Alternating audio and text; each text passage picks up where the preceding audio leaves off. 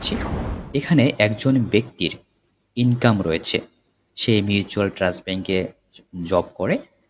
প্রাইভেটের ক্যাটাগরিতে এখানে আসে, প্রাইভেট ক্যাটাগরি। এখানে সে ব্যাংক নেম রয়েছে, ম্যানেজার রয়েছে। এখানে আমি ডিটেলস তার ইনকামটা এখানে দেখাচ্ছি। বেসিক স্যালারি সবকিছু ইনকামটা দেখাইছি। সো এই যে ইনকামের আলোকে সে কি ট্যাক্স দেবে কি দেবে না সেই বিষয় নিয়ে আমি এখন আলোচনা করছি। প্রথমে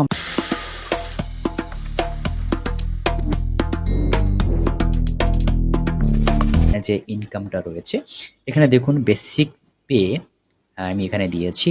আদার্স অ্যালোয়েন্স যতগুলো তাই অ্যালোয়েন্স পায়, মেডিকেল হতে পারে, কনভেন্স, এরকম সব কিছু নিয়ে হচ্ছে তার 9 লাখ। এখানে আপনাদের আমি একটু বোঝাচ্ছি যে টোটাল তার ইনকাম হচ্ছে এক অর্থ বছরের 9 লাখ। এখানে এক্সামটেড স্যালারি এখানে 3 লাখ হলো। কিভাবে হলো এখানে আমি ক্যালকুলেশন করে এখানে দেখাচ্ছি। মানে রুলস অনুযায়ী এখানে সর্বোচ্চ এক্সামটেড সে পেতে পারবে 5 লাখ টাকা পর্যন্ত। এখানে একটা শর্ত রয়েছে। এখানে 3 দিয়ে ভাগ করার পরে আসলো 3 লাখ এবং সর্বোচ্চ পাবে 5 লাখ। এই দুটোর মাঝে যেটা লোয়েস্ট হবে সেটাই কিন্তু এখানে গ্রান্টেড হবে, এখানে নিয়ে আসতে হবে। এখানে দেখুন ফর্মুলা আলোকে মিনিমাম মানে যেটা লোয়েস্ট থাকবে। তাহলে 9 লাখ থেকে 3 লাখ ডিডাকশন করার পরে তার 6 লাখ হচ্ছে তার ট্যাক্সেবল ইনকাম।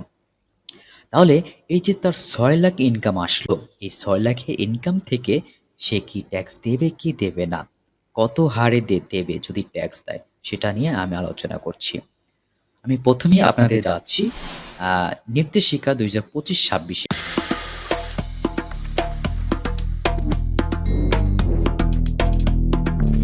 এখানে কি বলছে? এখানে বলা হয়েছে প্রথম তার ইনকাম, যে ওই যে 6 লাখ ইনকাম, 6 লাখের ইনকামের প্রথম 3.5 লাখ ইনকাম যেটা থাকবে সেটা কি শূন্য আসবে, মানে কোনো ট্যাক্স সে এখানে দেওয়া লাগবে না। ওকে, দেন পরবর্তী 1 লক্ষ টাকা, মানে টোটাল 6 লক্ষ টাকা। 6 লক্ষ টাকার পরে যে আপনার হচ্ছে 1 লক্ষ টাকা রয়েছে, সেই 1 লক্ষ টাকার উপর আছে 5%। পরবর্তী 4 লক্ষ টাকার উপরে তার কাছে 10%। ঠিক আছে, এভাবে সে ট্যাক্স দিচ্ছে। 5 লক্ষ পরবর্তী 15%, এখানেও 20%, এই 20 লক্ষ টাকা এখানে 25%, অবশিষ্ট 30%। তার তো টোটাল 6 লক্ষ। তাহলে আমরা দেখি এখানে ক্যালকুলেশন করে তার কি আসলো। তাহলে তো ট্যাক্সেবল ইনকাম তো 6 লক্ষ, 6 লক্ষ টাকা আমরা এখানে নিয়ে আসলাম। ফরম্যাটের আলোকে এখানে চলে আসলো। সো ফার্স্ট স্ল্যাবে হচ্ছে 3.5 লাখ হচ্ছে জিরো, সেখানে ট্যাক্স কি আসলো, জিরো আসলো। ফার্স্ট স্ল্যাবে ওখানে আমরা কি বলছিলাম নির্দেশিকায়, পরবর্তী 1 লক্ষ টাকায় 5%। তাহলে 1 লক্ষ টাকায় কত আসলো, 5%-এ হচ্ছে 5,000 টাকা। নেক্সট এখানে 1.5 লক্ষ আসলো কেন, কারণ এখানে দেখুন 3.5 লক্ষ এবং 1 লক্ষ কি 4.5 লক্ষ। তাহলে 4.5 লক্ষ আর এখানে 6 লক্ষ, তাই 6 লক্ষতে 4.5 লক্ষ মাইনাস দেওয়ার পরে 1.5 লক্ষ আসে। তার অবশিষ্ট টাকা রইল কি 1.5 লক্ষ। এই 1.5 লক্ষ টাকার উপরে কত নেক্সট স্ল্যাবে সে চলে আসলো। নেক্সট স্ল্যাবে কত 10%, তাহলে 15%। তাহলে টোটাল ট্যাক্স কত 20,000 টাকা। তাহলে কি তাকে 20,000 টাকা এখানে দিতে হবে গভর্নমেন্টকে। তাহলে বোঝা গেল যে তার 6 লক্ষ হচ্ছে ট্যাক্সেবল ইনকাম। এই 6 লক্ষ ট্যাক্সেবল ইনকামের উপর ভিত্তি করে সে 20,000 টাকা তার কি ট্যাক্স দিতে হচ্ছে। এখন এখানে কথা হচ্ছে তার যদি কোনো রিবেট থাকে, কোনো ডিপিএস থাকে, সঞ্চয়পত্র থাকে, শেয়ারে ইনভেস্টমেন্ট থাকে, সেখানে কিন্তু এটা সেই রিবেট অপশনটা নিতে পারবে। এই পার্টটা আমি পরে বোঝাচ্ছি। তাহলে এই যে পার্টটা যে আমি দেখালাম, এটা এই রিটার্ন যখন আমরা ফাইলিং করব সেখানে কি দেখাচ্ছে, তাহলে চলুন আমরা সেটা দেখছি এবং আলোচনা করছি। এই রিটার্নে চলে আসলাম, তাতে টোটাল ইনকাম এটা আমি দেখাচ্ছি। ওকে, এখানে আমরা দেখে নিই তার টোটাল ইনকাম সেম আছে কিনা। ওখানে আমি দেখালাম কত, টোটাল ইনকাম হচ্ছে 9 লক্ষ টাকা। তার দেখুন এখানে আমি যে ট্যাক্স এক্সামটি অ্যামাউন্ট কত 3 লক্ষ টাকা, ওই যে বললাম 9 লক্ষকে আপনি 3 দিয়ে ভাগ দিলে 3 লক্ষ আসবে। সো 9 লক্ষ থেকে 3 লক্ষ ডিডাকশন করার পরে কত আসলো 6 লক্ষ টাকা। এই 6 লক্ষ টাকার উপরে কিন্তু তার কি আসবে ট্যাক্স। তাহলে ট্যাক্স কত আসলো আমরা একটু দেখি। এখানে দেখালাম কত ট্যাক্সেবল পেমেন্ট ঘর আমরা গেলাম এবং এটা আমরা পাবো নিচের দিকে। এখানে দেখুন টোটাল অ্যামাউন্ট পেয়েবল, মানে ফাইনাল পেয়েবল যেটা ট্যাক্স 20,000 টাকা। আমি যদি আরও উপরে যাই সেখানে আমরা আরও ইন ডিটেলস দেখতে পাবো। এই যে তার হচ্ছে ট্যাক্সেবল ইনকাম 6 লক্ষ টাকা, ট্যাক্স এক্সামটেড ইনকাম হচ্ছে 3 লক্ষ টাকা, মানে gross tax before tax rebate, মানে ডিপিএস সঞ্চয়পত্র এগুলো নেওয়ার আগে তার ট্যাক্স কত আসলো? 20,000 টাকা। সে তার যদি ইনভেস্টমেন্ট থাকে, এখানে কোনো ইনভেস্টমেন্ট থাকে, তাহলে সে কিন্তু এখানে রিবেট পাবে।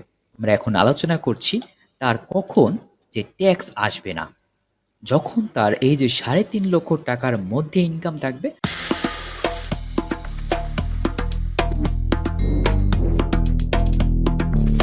45,000 টাকা যদি আমি এখানে দেখাই, 3,45,000, তাহলে এখানে কোনো ট্যাক্স কিন্তু তা আসলো না। তার মানে কি 3.5 লক্ষ টাকার মধ্যে যদি তার ইনকাম থাকে, তাহলে কিন্তু তার কোনো ট্যাক্স আসবে না। আমি যদি এখানে ধরি, এটাও ধরি 3,49,900 টাকা, কোনো ট্যাক্স আসলো না। কিন্তু তার যখন 6.5 লক্ষ টাকা বা 6 লক্ষ টাকা যখন আসলো, তখন কোনো ট্যাক্স আসলো।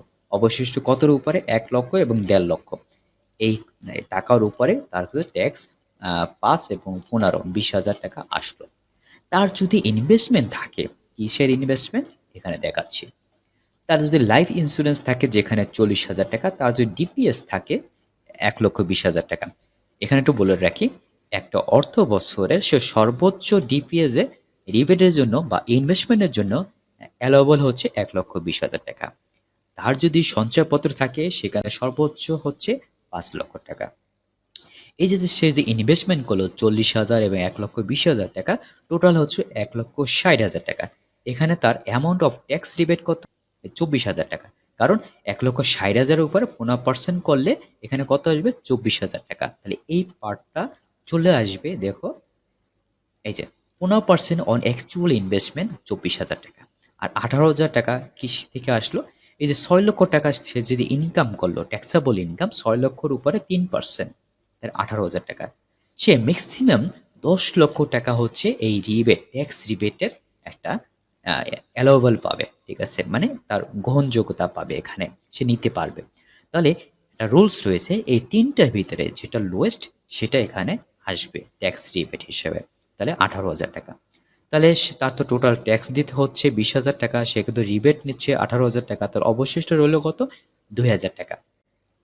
সে হচ্ছে ঢাকা ট্যাক্স জোনের, ঠিক আছে, একজন আয় করকর্তা। তার কি 2,000 টাকা সে কি ট্যাক্স দেবে? নো, তার ট্যাক্স দিতে হবে মিনিমাম ট্যাক্সটা।